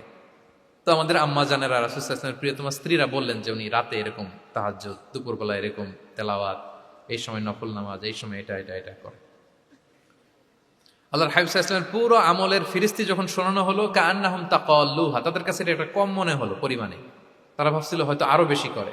তখন তাদের একজন বলল, আরে আইনা নাহনু মিন রাসূলিল্লাহ, কই রাসূল সাল্লাল্লাহু আলাইহি ওয়াসাল্লাম, কই আমরা। রাসূল সাল্লাল্লাহু আলাইহি ওয়াসাল্লামের ব্যাপারে আল্লাহ বলেছেন, কদ গুফিরা লাহু মা তাকাদ্দামা মিন যামবিহি ওয়া মা তাআখার, রাসূল সাল্লাল্লাহু আলাইহি ওয়াসাল্লামের আগের পরের সব গুনাহ মাফ। আদতে তো ওনার কোনো গুনাহই নাই, তারপরও একটা স্পেশাল স্ট্যাটাস হচ্ছে আপনার আগের পরের সব গুনাহ মাফ। তো তারা বলল, যেই মহান ব্যক্তির, যেই নবীর আগের পরের সব গুনাহ মাফ বলে ঘোষণা দেওয়া হয়েছে, তার সাথে তো আমাদের তুলনা করলে হবে না, আমাদের তো বেশি আমল করতে হবে। রাসূল সাল্লাল্লাহু আলাইহি ওয়াসাল্লাম হয়তো এই জন্য এই স্ট্যান্ডার্ড মেনটেন করেন না, এরকম করলে তো আমরা মাফ পাবো না আল্লাহর কাছে। ভালো চিন্তা থেকেই তারা ভাবছেন যে না, আমাদের আমল আসলে কম হয়ে যাচ্ছে, বাড়াইতে হবে। রাসূল সাল্লাল্লাহু আলাইহি ওয়াসাল্লামের কথা ভিন্ন, আমাদের বাড়াইতে হবে। তো কি করতে হবে? একজন বলল, আজকে থেকে আমি সারা রাত নফল নামাজ পড়বো, সারা রাত ঘুমাবো না। নিয়ত করে ফেলছে, আমি সারা রাত নফল নামাজ, এশার পর থেকে যে নফল শুরু হবে ফজর পর্যন্ত, ঘুমটম নাই। আচ্ছা, গেল। আরেকজন বলল, আমি সারা বছর রোজা রাখবো, কালকে থেকে যে রোজা ধরবো আর ভাঙবো না, সারা বছর। আচ্ছা। আরেকজন বলল, আমার কয়েকজন স্ত্রী আছে, আমি আর স্ত্রীদের কাছে যাব না, আমি এখন থেকে সন্ন্যাসী, বৈরাগী জীবন যাপন করব, আমি আর কোনো নারীর কাছে যাচ্ছি না। তো এই ঘোষণা যখন তারা দিয়ে ফেলছে, এটা রাসূল সাল্লাল্লাহু আলাইহি ওয়াসাল্লামের কান পর্যন্ত যেয়ে পৌঁছালো। আল্লাহর হাবিব সাল্লাল্লাহু আলাইহি ওয়াসাল্লাম এটা শুনে ফেললেন। শুনে রাসূল সাল্লাল্লাহু আলাইহি ওয়াসাল্লাম এটা অপছন্দ করলেন, কারণ এটা তো রাইট ট্র্যাক না, ওনারা ভুল করতেছে। তো একটা ভরা মজলিসে রাসূল সাল্লাল্লাহু আলাইহি ওয়াসাল্লাম বললেন, আনতুমুল্লাযীনা কুলতুম কাযা ওয়া কাযা, শুনলাম তোমাদের মধ্যে কে কে নাকি এমন এমন বলছো। সুবহানাল্লাহ। তিনি বলতে পারেন, এই আব্দুল্লাহ দাঁড়াও, এই আব্দুর রহমান স্ট্যান্ড আপ, এই দাঁড়াও, তুমি নাকি এটা বলছো, তুমি এটা বললে তো ওনারা লজ্জা পেতেন না? সবার সামনে লজ্জা পেতেন। উনি এটা না করে কাজ হাসিল হয়ে যাচ্ছে, বললেন আনতুমুল্লাযীনা কুলতুম কাযা ওয়া কাযা। অনেক বর্ণনা এরকম পাওয়া যায়, মা বালু আকওয়ামিন ইয়াফআলুনা কাযা ওয়া কাযা, মা বালু আকওয়ামিন ইয়াকুলুনা কাযা ওয়া কাযা। তাদের কি হলো, তারা এমন এমন বলে, তাদের হলোটা কি, তারা এমন এমন বলে। এইভাবে তিনি শুধরে দিতেন। তো বললেন, তোমাদের মধ্যে কেউ কেউ নাকি এটা বলে, এটা বলে। ওই তিনজনের তো টনক নড়ে গেছে, আর বাকিরা শুনতেছে। তখন রাসূল সাল্লাল্লাহু আলাইহি ওয়াসাল্লাম বললেন, না, এটা ঠিক নয়। আমি তোমাদের মধ্য থেকে সবচেয়ে বেশি মুত্তাকি, সবচেয়ে বেশি বুজুর্গ। ওয়াল্লাহি ইন্নী লা আখশাকুম লিল্লাহি ওয়া আতকাকুম লাহু, আমি তোমাদের মধ্য থেকে আল্লাহকে সবচেয়ে বেশি ভয় পাই। বলেন তো, রাসূল সাল্লাল্লাহু আলাইহি ওয়াসাল্লামের চেয়ে বেশি আল্লাহকে ভয় পাওয়া কারো পক্ষে সম্ভব? আল্লাহর হাবিব সাল্লাল্লাহু আলাইহি ওয়াসাল্লামের চেয়ে বেশি মুত্তাকি হওয়া কারো পক্ষে সম্ভব? আমার নবীর চাইতে শ্রেষ্ঠ হওয়া সম্ভব? তার যে স্ট্যান্ডার্ড ইবাদতের, এটারে ছাড়াই যাওয়া সম্ভব? সম্ভব না। তো তিনি বললেন যে আমি রাত্রিবেলা ঘুমাই এশার পরে, আবার শেষ রাতে তাহাজ্জুদও করি, ঘুমও আছে নামাজও আছে, ব্যালেন্স। আমি সোম বৃহস্পতিতে রোজা রাখি, সপ্তাহের বাকি দিনগুলোতে খাই। আবার আমার অনেক 9 জন স্ত্রী তো এট এ টাইমে ছিল, আমি স্ত্রীদের সাথে মেলামেশাও করি। তো আমি এগুলো সব ঠিক রেখে আল্লাহর সবচেয়ে প্রিয় মুত্তাকি হইতে সমস্যা হলো না। তোমাদের এত সমস্যা কোথায়? তোমাদের সমস্যা কোথায়? আমার চেয়ে শ্রেষ্ঠ যদি কেউ কিছু করতে চাও, এটা হবে না, আমি হচ্ছি স্ট্যান্ডার্ড। সুবহানাল্লাহ। দেখেন, এইভাবে যখন বললেন, ঠিক করে দিলেন যে তোমরা কে কে জানি এরকম নিয়ত করছো, এটা ভুল করেছো, বরং শুদ্ধ হবে এটা। ওই তিনজনের টনক নড়ে গেছে, তারা শুধরে নিয়েছেন, আর বাকিরা সঠিক মেসেজটা, সঠিক নির্দেশনাটা জেনে গেল। তাহলে ওনাদেরকে কারেকশন করা হয়ে গেছে না অলরেডি? বলেন তো, ওনারা যে ভুল করছে কারেকশন হয়েছে কিনা? কিন্তু তাদেরকে অপমান করা হয়েছে। এই ভুলটা আমরা অনেক সময় করি, অন্যের সামনে কখন নিজের ছেলেকে, নিজের স্ত্রীকে, বন্ধুকে অন্যের সামনে এইভাবে আমরা যেন কারেক্ট না করি। কাউকে সংশোধন করতে চাইলে আল্লাহর হাবিব সাল্লাল্লাহু আলাইহি সাল্লামের দেখানো পথেই যেন আমরা সংশোধন করি। এটা হচ্ছে এই হাদিসের 1 নম্বর শিক্ষা। আরেকটা শিক্ষা হচ্ছে ব্যালেন্স লাইফস্টাইল, ব্যালেন্স অ্যাপ্রোচ। আমরা জানলাম, অনেকে মনে করে, আমার পরিচিত কয়েকজন লোক আছে, আমি বলছি, তারা থামাইছে কিনা জানি না, আমার কাছে এসে শোনাইতেছে, হুজুর আমি সারা বছর রোজা রাখি। তো আমি বলছি, আপনারা বলছে কি সারা বছর রোজা রাখতে? সারা বছর তো রোজা রাখা নিষেধ, এটাকে সওমে বিসাল বলে, এটা নিষেধ। বরং সবচেয়ে বেশি যদি কেউ রাখতে চায়, রাসূল সাল্লাল্লাহু আলাইহি ওয়াসাল্লাম বলছে, তাহলে সাওমুল্লাহি দাউদ, সিয়ামু দাউদ, দাউদ আলাইহিস সালামের রোজা। এর চেয়ে বেশি না। একদিন রাখবা, আরেকদিন ভাঙবা, একদিন রাখবা, আজকে রোজা রাখলে কালকে খাবেন, কালকে রাখবেন, এরপরের দিন রাখবেন, এরপরের দিন ভাঙবেন। এর চেয়ে বেশি রাখা যায় না। লাগাতার রোজা রাখা নিষেধ।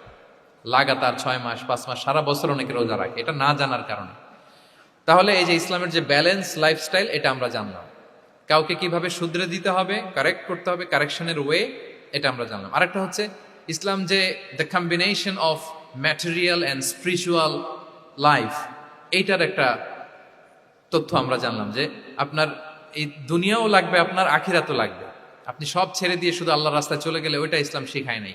ইসলাম যে আমাদেরকে ফরিয়াদ শিখায়, প্রার্থনা শিখায়, রব্বানা আতিনা ফিদ দুনিয়া হাসানা ওয়া ফিল আখিরাতি হাসানা ওয়া কিনা আযাবান নার। হে আল্লাহ, আপনি দুনিয়াতেও হাসানা দেন, আখিরাতেও হাসানা দেন। আগে চাইছি কোনটা, আখিরাত না দুনিয়া? রব্বানা আতিনা ফিল আখিরাতি হাসানা ওয়া ফিদ দুনিয়া হাসানা, এরকম নাকি রব্বানা ফিদ দুনিয়া হাসানা? দেখেন, দুনিয়াটা আগে, দুনিয়াটা আগে। সো ব্যালেন্স, এই ভারসাম্য রাখাটা আমি আলোচনা শুরুই তো করেছি, ওয়াসাতিয়া মানে ভারসাম্যপূর্ণ। ইসলামের নেচারটা হচ্ছে ব্যালেন্সড অ্যাপ্রোচ। এটা আমরা এই হাদিস থেকে শিখতে পারি। আমাদের অনেকেরই এটাতে ঘাটতি আছে, অনেক জ্ঞানী, অনেক স্কলার, অনেক তার কিছু, কিন্তু তার মধ্যে ভারসাম্য এবং পরিমিতি বোধ নাই। পরিমিতি বোধ, ভারসাম্য, ব্যালেন্স লাইফস্টাইল, এটা অনেকে অ্যাডপ্ট করতে পারে না। এটা বছরের পর বছর সাধনা করতে হয়, অ্যাডপ্ট করে নিতে হয় নিজের সাথে। তাহলে 7 নাম্বার হচ্ছে কাউকে শুধরে দিতে চাইলে আপনি কিভাবে শুধরে দিবেন, এটা আমরা জানলাম। তাকে সবার সামনে লজ্জা দিয়ে শুধরে দেওয়া যাবে? তাহলে কৌশলে তাকে শুধরে দিতে হবে। পারা যাবে তো ইনশাআল্লাহ? 8 নাম্বার হচ্ছে, এটা দায়ীদের জন্য অনেক বড় রিমাইন্ডার। সেটা হচ্ছে আমরা যে দাওয়া দেই, এটা খেয়াল রাখতে হবে। আমি যা বলি ওটা সবার আগে অ্যাপ্লাই করতে হবে নিজের মধ্যে। আমরা অনেক সময় এটা করে ফেলি যে ভালো একটা হাদিস শুনলে, কোরআনের আয়াত শুনলে, একটা কিছু শুনলে মনে করি যে এগুলো এই সবার জন্য, মানে এটা বাদ, এখান থেকে শুরু, লাইনটা এখান থেকে শুরু, এইখান থেকে যারা আছে এই সবাই এগুলো পালন করবে, আমি এটার বাইরে। দেখবেন যার সাথেই কথা বলেন তার কোনো সমস্যা, তার দোষ, তার কিভাবে সেলফ ডেভেলপমেন্ট, আত্মোন্নয়ন, আত্মশুদ্ধি, শুদ্ধাচার, এগুলো নিয়ে কথা নাই। খালি বলি যে কি সমস্যা রে ভাই সমাজে, জানেন শেষ হয়ে গেল দেশটা। তারপর রাজনীতিতে সমস্যা, সমাজে সমস্যা, হুজুরদের মধ্যে সমস্যা, ওদের মধ্যে সমস্যা, শুধু সমস্যা, মানে উনি সব জায়গায় সমস্যা দেখতে পায়। কিন্তু বেসিকলি আপনি যখন সমস্যা নিয়ে কথা বলবেন, সবার আগে খেয়াল করতে হবে যে ওই সমস্যায় আমি আক্রান্ত কিনা। আমরা কেন যেন অন্যকে কাঠগড়ায় দাঁড় করাতে বেশি পছন্দ করি, কিন্তু নিয়ম হচ্ছে নিজেকে বারবার কাঠগড়ায় দাঁড় করানো, যে আমি ঠিক করতেছি কিনা, আসলে আমার মধ্যে শুদ্ধাচার আছে কিনা, আমার লেনদেন ঠিক আছে কিনা, আমার মধ্যে সততা আছে কিনা, do I live a decent life, আমি যা বলি আমি তা করি কিনা। এটা অনেক সময় আমরা ভুলে যাই। আমরা যা বলি সেটার জন্য আগে আমরা নিজে আমল করতে পারি। আল্লাহ তৌফিক দান করুন।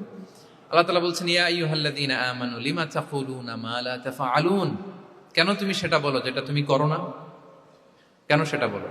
সো আমরা যদি দাওয়া কাজ করতে চাই, আমি যে দাওয়াটা দিব বা নাসিহাত দিব বা বার্তাটা রাখবো, সবার আগে যেন এটা নিজের দিকে, ওই তীর যেন নিজের দিকে থাকে, যে না এটা আগে তোমার জন্য, আগে তুমি পালন করো, পাশাপাশি এটা সবার জন্য। এটা যেন আমরা করি।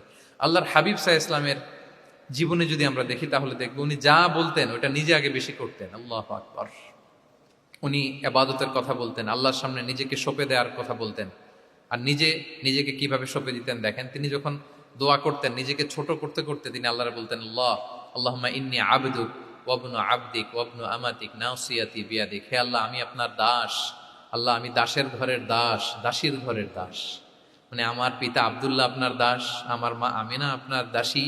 সো আমরা সবাই আপনার গোলামের ঘরের গোলাম। এর চেয়ে তুচ্ছ, ছোট, নগণ্য করে কি আর আল্লাহর সামনে নিজেকে পেশ করা যায় বলেন? এরপর তিনি বলতেন, নাসিয়াতি বিয়াদিক। আল্লাহ, আমার মাথার চুলের ঝুঁটি আপনার হাতের মুঠোয়। মাথার চুলের ঝুঁটি হাতের মুঠোয় মানে কি? আপনি ডানে টান দিলে আমি ডানে যেতে বাধ্য, আপনি বাঁয়ে টান দিলে মানে আমার আর কিছু নেই, আল্লাহ সব সঁপে দিলাম আপনার কাছে। কিভাবে নিজেকে তিনি সঁপে দিতেন? তাহাজ্জুদের সালাতে যখন রাতে দাঁড়াতেন, আম্মা জান আয়েশা রাদিয়াল্লাহু তাআলা আনহা বলেন, দাঁড়িয়ে থাকতে থাকতে পা দুইটা ফুলে যেত এরকম, হাত্তা তাতাফাত্তারা কদামা। খুব কষ্ট হতো আল্লাহ রাসূল সাল্লাল্লাহু আলাইহি ওয়াসাল্লামের। তো আম্মা জান আয়েশা বলতেন, ইয়া রাসূলুল্লাহ কদ গুফিরা লাকা মা তাকদ্দামা মিন যামবিকা ওয়া মা তাআখার। আল্লাহ তো বলেছেন আপনার সব গুনাহ মাফ, গুনাই তো নাই, তাও ঘোষণা সব গুনাহ মাফ, এত কষ্ট নিজের দেহের উপর নিজে কেন দেন? আল্লাহর হাবিব সাল্লাল্লাহু আলাইহি ওয়াসাল্লাম বলতেন, আফালা উহিব্বু আন আকুনা আবদান শাকুরা। হে আয়েশা, এটা ঠিক আল্লাহ আমাকে মর্যাদা দিয়েছেন, কিন্তু আমি কি শুকরগুজার বান্দা হতে চাইবো না? আল্লাহর নেয়ামতে যে আমি ভেসে বেড়াই, আল্লাহর নেয়ামতে যে আমি বেঁচে আছি, আল্লাহর অনুগ্রহের কারণে যে আমার এত সম্মান, সে আল্লাহর প্রতি আমি কি নিজেকে পেশ করব না? আফালা উহিব্বু আন আকুনা আবদান শাকুরা, আমি কি শুকরগুজার হব না? আমার রোলটা তো আমাকে প্লে করতে হবে, আমাকে তো উজাড় করে আমার রবের সামনে আমাকে উপস্থাপন করতে হবে। দেখেন, শুধু বলতেন না, করে দেখাতেন।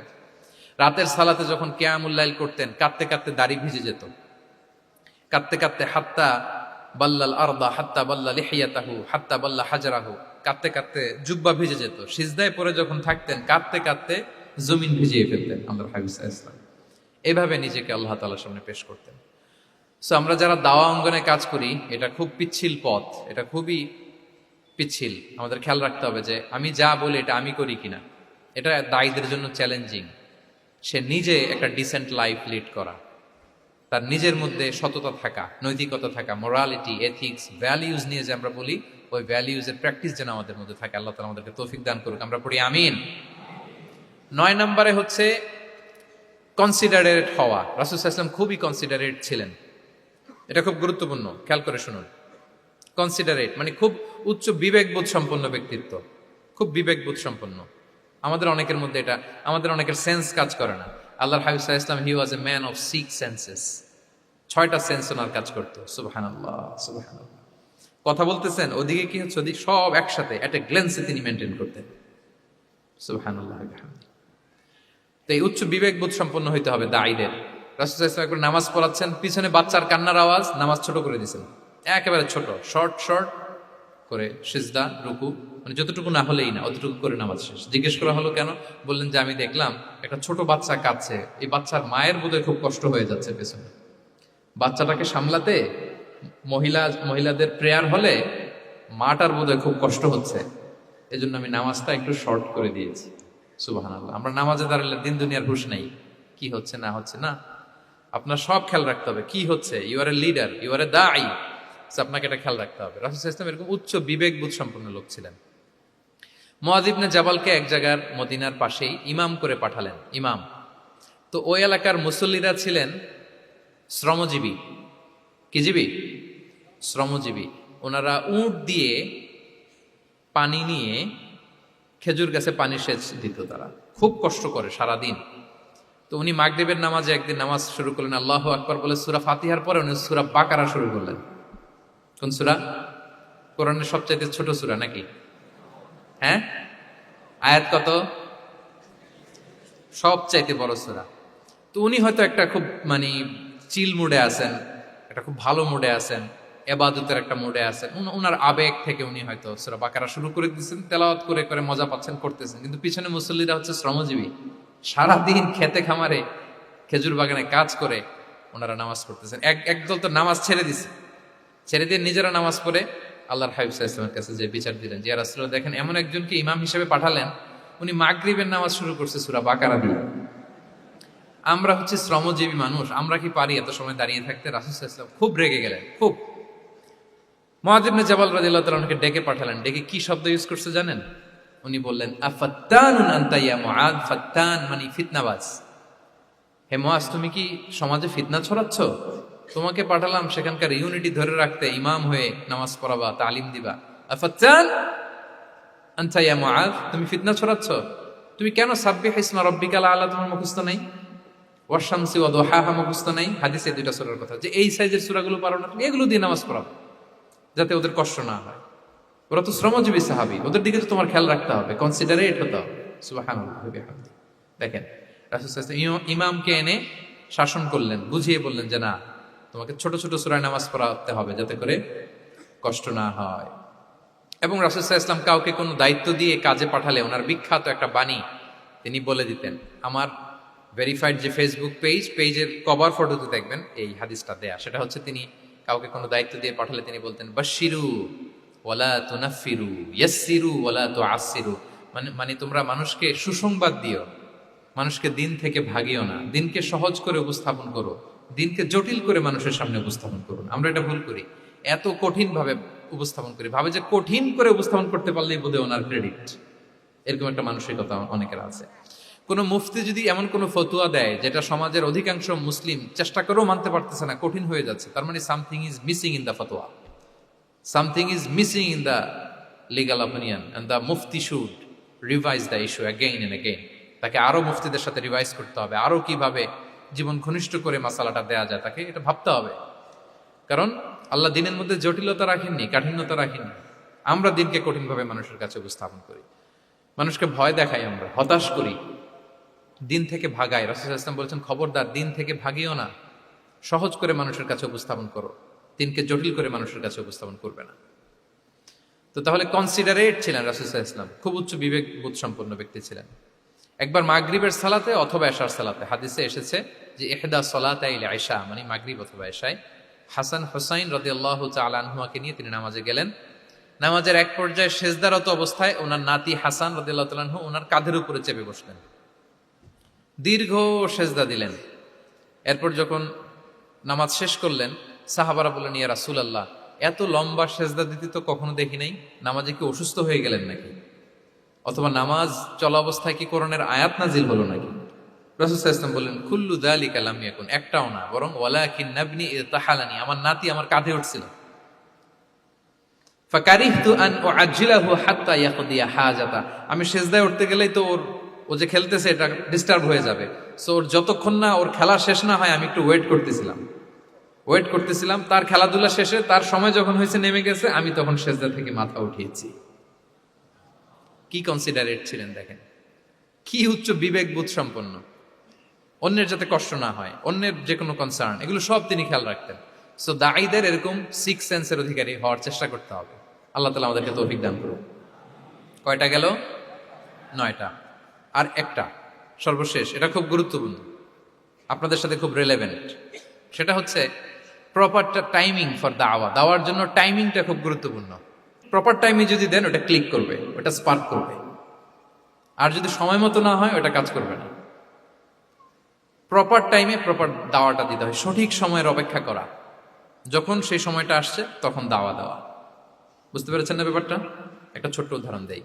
এক ইহুদি কিশোর রাসূল সাল্লাল্লাহু আলাইহি ওয়াসাল্লামের খেদমত করতো। ইহুদি কিশোর, কোন ধর্মের কিশোর বলেন তো? ইহুদি কিশোর। প্রায় আসতো, রাসূল সাল্লাল্লাহু আলাইহি ওয়াসাল্লামের কাছে আসতো, রাসূল সাল্লাল্লাহু আলাইহি ওয়াসাল্লামের সেবা করতো, কিন্তু তাকে কখনো রাসূল সাল্লাল্লাহু আলাইহি ওয়াসাল্লাম দিনের দাওয়াত দেননি। ছেলেটা ইহুদি, কিন্তু তার সামনে কখনো দিনের দাওয়াত তিনি দেন নাই। তো একদিন দেখে যে ওই ছেলে আসে না, লাগাতার এরকম কয়েকদিন যাবত ওই ছেলে আর আসে না। তখন রাসূল সাল্লাল্লাহু আলাইহি ওয়াসাল্লাম খোঁজ নিলেন যে কি হয়েছে। তখন রাসূল সাল্লাল্লাহু আলাইহি ওয়াসাল্লাম শুনতে পেলেন যে ছেলেটা অসুস্থ। ছেলেটা কি অসুস্থ? আল্লাহর হাবিব সাল্লাল্লাহু আলাইহি ওয়াসাল্লাম তার বাসায় গেলেন, যে দেখলেন যে ইহুদি ছেলেটা বিছানায় পড়ে কাতরাচ্ছে, পাশে ছেলেটার বাবা। রাসূল সাল্লাল্লাহু আলাইহি ওয়াসাল্লাম তার মাথায় হাত বুলিয়ে দিলেন, তার খোঁজ খবর নিলেন। এবার রাসূল সাল্লাল্লাহু আলাইহি ওয়াসাল্লাম বললেন, আসলিম, মানে ইসলাম ধর্ম গ্রহণ করো। ফানাযারা ইলা ওয়াজহি আবি, ইহুদি ছেলেটা তার বাবার চেহারার দিকে তাকালো, দেখে আব্বা কি বলে। বাবা যেহেতু দাঁড়ায় আছে, ফানাযারা ইলা ওয়াজহি আবি, বাবার চেহারার দিকে মুমূর্ষু ছেলেটা বাবার চেহারার দিকে তাকালো। তো বাবা বলল, আতি আবুল কাসিম, মানে আবুল কাসিম যা বলে তাই শোনো। রাসূল সাল্লাল্লাহু আলাইহি ওয়াসাল্লামের বড় ছেলের নাম ছিল কাসিম, ফলে ওনাকে আবুল কাসিম বলে মদিনাতে ডাকা হতো। আমাদেরও তো বড় ছেলে বা বড় মেয়ের নাম ধরে ডাকে না? ধরেন যে আপনার বড় ছেলের নাম আব্দুল্লাহ, তো আপনারা বলে আব্দুল্লাহর বাবা। রাসূল সাল্লাল্লাহু আলাইহি ওয়াসাল্লামকে মদিনায় বলা হতো কাসিমের বাবা। তো ছেলেটা যখন বাবার চেহারার দিকে তাকালো, বাবা বলল, আতি আবুল কাসিম, তুমি আবুল কাসিমের অনুসরণ করো, যা বলে তাই শোনো। ছেলেটা তখন পড়তে আরম্ভ করলো, আশহাদু আল্লা ইলাহা ইল্লাল্লাহ ওয়া আশহাদু আন্না মুহাম্মাদুর রাসূলুল্লাহ, মানে মুসলিম হয়ে গেল। রাসূল সাল্লাল্লাহু আলাইহি ওয়াসাল্লাম ইহুদিদের ঘর থেকে বের হয়ে আসলেন আর বললেন, আলহামদুলিল্লাহিল্লাযী আনকাযাহু মিনান নার, বুখারীর বর্ণনা। প্রশংসা সে আল্লাহর, যে আল্লাহ এই ছেলেটিকে জাহান্নাম থেকে মুক্তি দিয়ে জান্নাতি বানিয়ে নিল। দেখেন, রাসূল সাল্লাল্লাহু আলাইহি ওয়াসাল্লাম একটা প্রপার টাইমিং এর অপেক্ষা করতেছিলেন। এতদিন রাসূল সাল্লাল্লাহু আলাইহি ওয়াসাল্লামের ঘরে যে ইহুদি কিশোর খেদমত করে, কাজ করে দিয়ে আসে, একদিনও দাওয়াত দেয় না। রাসূল সাল্লাল্লাহু আলাইহি ওয়াসাল্লাম একটা ভালো সময় খুঁজতেছিলেন। শুরুতেই যদি দাওয়াত দেয়, ওই ছেলে আশাই বন্ধ করবে, ভাববে খাইছে, আমার তো ধর্মান্তরিত করতে চায়। ঠিক কিনা বলেন? যে আমার একটা ফেইথ আছে, সে তো আমার ফেইথ কেড়ে নিতে চায়, বা তার বাবাও ভয় পাবে। রাসূল সাল্লাল্লাহু আলাইহি ওয়াসাল্লাম যখন অনেকদিন তার সাথে মিশলেন, রাসূল সাল্লাল্লাহু আলাইহি ওয়াসাল্লামের ব্যক্তিত্ব, রাসূল সাল্লাল্লাহু আলাইহি ওয়াসাল্লামের কথা বার্তা, আচরণ, মানসিকতা সব দেখে যখন এই ইহুদি ছেলে, তার বাবা ইমপ্রেসড, এবং ছেলেটা শুয়ে আছে বিছানায় মুমূর্ষ, এই প্রপার একটা টাইমিং এর অপেক্ষা রাসূল সাল্লাল্লাহু আলাইহি ওয়াসাল্লাম ছিলেন। যখনই সেই সময়টা এসেছে, রাসূল সাল্লাল্লাহু আলাইহি ওয়াসাল্লাম দাওয়াত দিলেন, মুহূর্তের মধ্যে ক্লিক। আল্লাহু আকবার। এই প্রপার টাইমিং এর অপেক্ষা আমাদেরকে করতে হবে। এই সুযোগটা কিন্তু আপনাদের আছে। আমি শুরুতেই বলেছি যে ডক্টরস যারা, তাদের কাছে মানুষ কখন আসে? সুদিনকালে না দুর্দিনকালে? বলেন, তার বিপদ এর চেয়ে বড় বিপদ নাই। ক্যান্সার নিয়ে আসছে, ডায়াবেটিক্স নিয়ে আসছে, অসুস্থ, অসহায়, মানে ভাবখানা এমন, আপনি ছাড়া তার আর কোনো গতি নেই। ঠিক কিনা বলেন? এই প্রপার টাইমে যখন আপনি মনে করবেন যে now it's high time to give দাওয়া, জাস্ট ডু ইট। যখন মনে করবেন যে না এখন একটা সুন্দর সময়, এখন বললে এটা কাজে দিবে, ওই সময়টাকে আপনি কাজে লাগান। তাহলে দাওয়া মেথোডোলজি সর্বশেষ পয়েন্ট হচ্ছে প্রপার টাইমিং ফর দাওয়া। যখন দাওয়া দিলে কাজে লাগবে ঠিক তখন দিতে হবে। কি পারা যাবে তো ইনশাআল্লাহ? আল্লাহ তাআলা আমাদের সবাইকে তৌফিক দান করুন। তাহলে প্রিয় ভাইয়েরা, আমি একটু রিভাইজ করি আপনাদের সাথে কি কি নিয়ে কথা বললাম। প্রথমে আমরা বলেছি যে আমাদের মধ্যমপন্থী হইতে হবে, বাড়াবাড়িও করা যাবে না, ছাড়াছাড়িও করা যাবে না, আমরা কোথায় থাকবো? মাঝামাঝি। এরপরে আমরা বললাম ওরাল দাওয়ার চেয়ে প্র্যাকটিক্যাল দাওয়া, লিভিং দায়ী হইতে পারলে ওইটার ইফেক্ট অনেক বেশি। এরপর আমরা আল্লাহর হাবিব সাল্লাল্লাহু আলাইহি ওয়াসাল্লামের সিরা এবং সুন্নাহ থেকে 10টা মেথোডোলজি, দাওয়া মেথোডোলজি আলোচনা করেছি। তার প্রথমটা ছিল ভেরি সফট এন্ড মাইল্ড, দাওয়া ল্যাঙ্গুয়েজটা সফট এন্ড মাইল্ড হতে হবে। 2 নাম্বার, কোশ্চেন থ্রো করতে হবে অ্যাটেনশন ড্র করার জন্য। 3 নম্বরে, visual explanation to make the দাওয়া মোর ইফেক্টিভ এন্ড প্রোডাক্টিভ। তারপরে 4 নাম্বার, গ্রাজুয়ালিটি, ধীরে ধীরে ধাপে ধাপে, একবারে সব চাপিয়ে দেওয়া যাবে না। 5 নম্বরে, ইমোশনাল ইন্টেলিজেন্স ইউজ করতে হবে। 6 নম্বরে, ফুল অফ লাভ, দাওয়া should be full of love. 7 নম্বরে, কাউকে শুধরে দিতে চাইলে লজ্জা দিয়ে অন্যের সামনে শুধরে দেওয়া যাবে না, রাসূল সাল্লাল্লাহু আলাইহি ওয়াসাল্লাম যেভাবে শিখিয়েছেন ওইভাবে কারেক্ট করতে হবে। 8 নম্বরে, দাওয়া should be applied in yourself, আগে নিজের মধ্যে। 9 নম্বরে, কনসিডারেট হইতে হবে, উচ্চ বিবেকবোধ সম্পন্ন। 10 নম্বরে, প্রপার টাইমিং, ঝোপ্প যে কোপ, বাংলা একটা কথা বলে না, কি বলে? ঝোপ্প যে, তার মানে সময় মতো, সময়ের 1/4, অসময়ের সময় মতো। যখন আপনি মনে করবেন it's high time to give দাওয়া, ডু ইট, এটা করেন। এইভাবে আল্লাহ রাসূল সাল্লাল্লাহু আলাইহি সাল্লামের দাওয়া মেথোডোলজি ফলো করে যদি আমরা দাওয়া কাজ করি, দাওয়াটা প্রোডাক্টিভ হবে এবং খুব ইফেক্টিভ হবে। আশা করি আল্লাহর হাবিব সাল্লাল্লাহু আলাইহি ইসলামের এই যে দাওয়া মেথোডোলজি এবং এটা কিভাবে আমাদের সাথে রেলেভেন্ট হতে পারে, কিভাবে এটাকে আমরা ইফেক্টিভ করতে পারি আর প্রোডাক্টিভ করতে পারি, এই ব্যাপারে আপনারা একটা মোটামুটি ধারণা পেয়েছেন। আল্লাহ তাআলা আমাদের সবাইকে কথাগুলো বুঝার ও আমল করার তৌফিক দান করুন। হাযা মা ইনদি ওয়াল ইলমু ইনদাল্লাহি আলাইহি।